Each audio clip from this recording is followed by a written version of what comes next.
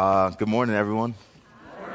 I've taken some notes on my phone, so I'm going to have this right here by my side. Oh, man, I'm extremely nervous this morning.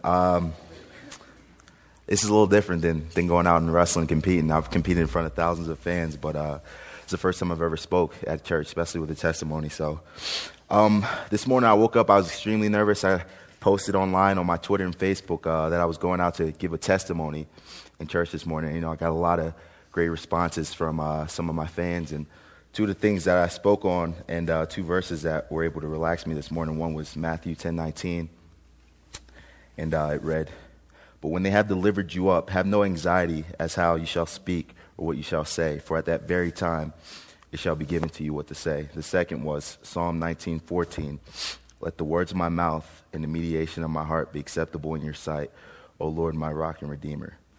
So those are two things that I used this morning to help relax me a little bit, and I'm just grateful to be here. I'm thankful and extremely blessed. So I'm just going to start off just talking about my life. I started wrestling at 5 years old. You know, I was a little bit into the church, but neither one of my parents were necessarily Christians growing up, and that was a little difficult for me at the time, but I really didn't know any better, you know. So when I would go to church as a kid, you know, I would kind of sleep, or I would bring my Game Boy and and play my Game Boy in the pews. But I didn't actually get baptized until I was 17 years old. So I kind of had a late start in terms of being delivered to Christ.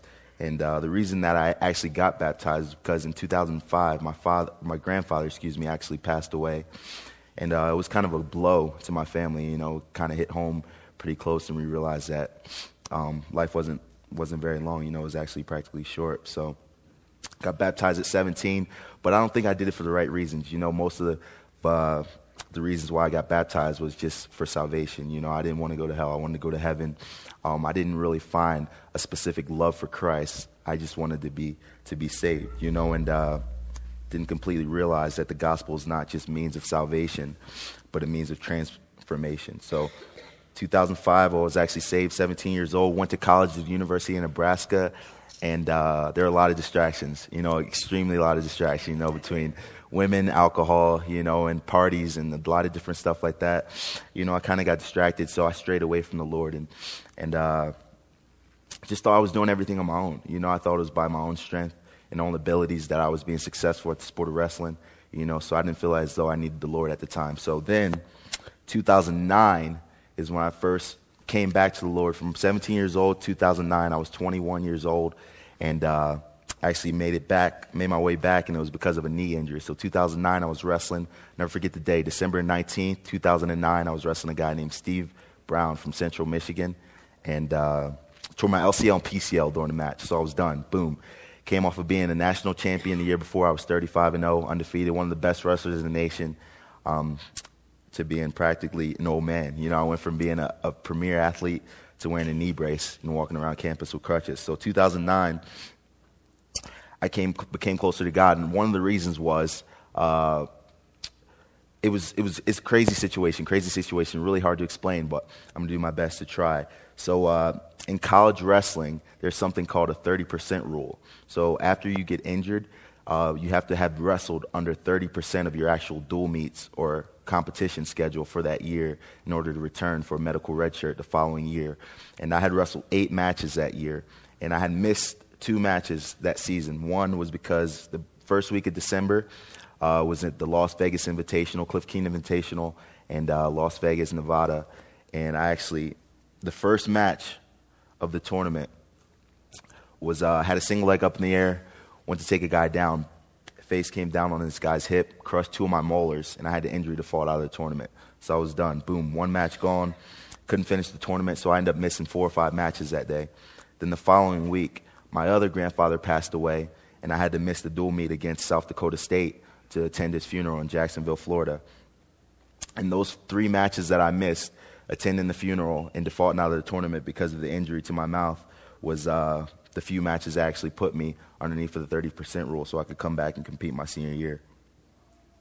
So it was crazy. I was one match under the 30%, which allowed me to come back and compete my senior year. So if that wasn't a blessing in disguise, then I don't know what is. So after that, came back 2010 through 2012 were a great season. I won another national title in 2011, was able to make the world team in 2011, win a world championship, and then this past summer win an Olympic gold medal, which was an awesome experience for myself. But like I said, I thought I was doing it all on my own. The Bible calls for extreme humility, and that's something I never really had a complete grasp on. I thought I did everything on my own. I went out and ran the sprints. I skipped the meals. I lifted the weights. But God sets himself against the proud. He shows favor to the humble. So that was something that I really couldn't quite grasp, and it was a little different for me. I thought I did everything by myself. I was actually at church service a couple weeks ago, and the pastor was talking about idolatry. Idolatry is basically we're made to worship people. We're made to worship something. As a group, as a human being, we're made to worship. And obviously God is what we want to worship. But at the time, this summer, leading up to the Olympic Games, to the World Championships, I think the most important thing in my life and what I made most important, what I idolized, was actually winning a gold medal. And at the time, I didn't see anything wrong with it. It was something that I worked for a number of years, something that God had granted me the power to accomplish. But, I didn't realize that there were many more things in life greater than winning gold medals.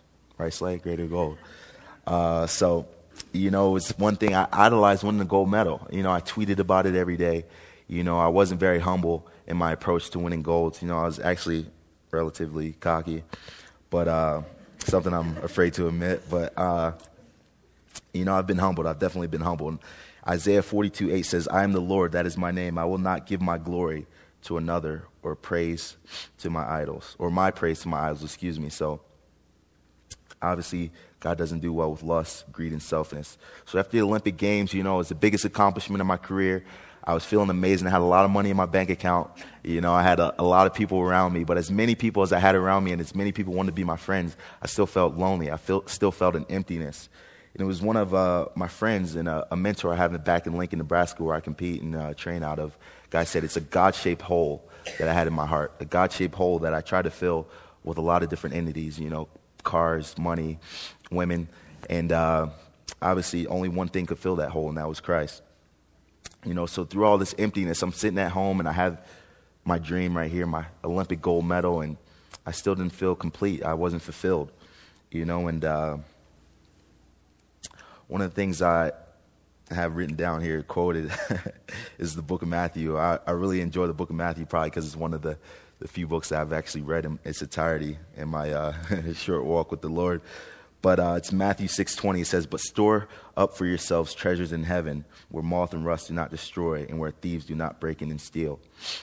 It also goes on to say in Matthew 7:13, enter through the narrow gate, for wide is the gate and broad is the road that leads to destruction, and many enter through it. And that's super important to me in terms of just knowing that there's something greater out there than just winning gold medals. Not to kind of negate the significance of being a champion.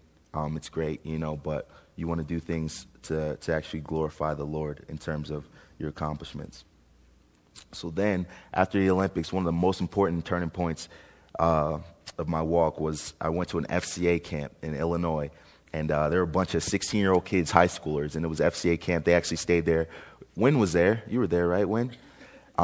It was a 24-hour camp, so basically it was a lock-in camp. And I think the quote and the motto of it was getting good while getting God. And the kids came and they would go and they would do a technique session, then they would go do a devotional, then they would do wrestling live, and then they would do some worship. So I stayed after, and after I did some technique sessions, I went in over and did some of the devotionals with the kids, and just to see these young kids, young in their wrestling abilities, but growth, their growth was amazing in their faith, and that was kind of inspiring to me. Those kids wanted to be me because of my abilities, but I actually wanted to be those guys because of their faith in Christ, and those guys came up to me and they were like, man, you're amazing. Not only are you a great wrestler, but you're extremely deep in your faith. Not only you have a great double leg, but you love Christ as well. And that was something that kind of hit home, because I was like, do I really love Christ? Do I really love him for the right reasons? Growing up as a kid, I thought loving Christ was all about following the 10 Commandments.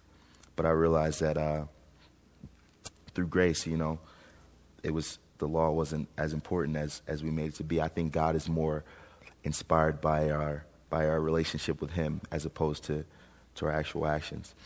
You know, and at the FCA camp, I seen these kids, and I really wanted to be that guy. I wanted to be the guy that could motivate them and inspire them, and not only win on the mat, but win in life. And I read a verse in Titus 2, 6 and 7. It said, "In the same way, encourage the young men to live wisely in all they do. And you yourself must be an example to them by doing good deeds of every kind. Let everything you do reflect the integrity and seriousness of your teaching."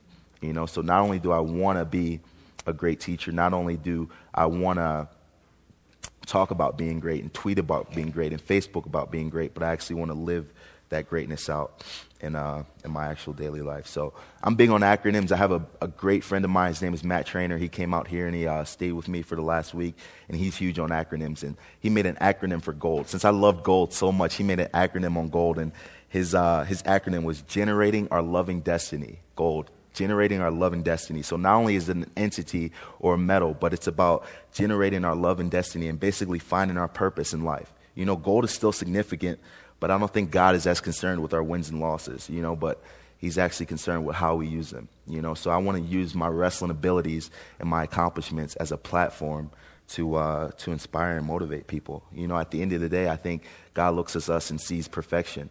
You know, as we look at ourselves and we see sinful people, God looks at us and he sees Jesus, you know, and I think we're all gold medalists in God's eyes. And to close out, as I've done this journey and as I've arrived at the place I am today, I recognize the difference between happiness and joy. You know, happiness is fleeting. You know, it's only temporary. You know, it's that instant gratification that we receive when we give in to temptation, give in to lust, and, you know, win gold medals, you know. But at the end of the day, joy remains, you know. So I would say I feel joy now. I feel joy every day waking up, living for Christ, doing things to glorify Christ, not only in my wrestling abilities, but in my living life. And I realized that happiness is what I found when I received the gold, and joy is what I found when I received Christ. And that's all I got. Thanks, guys.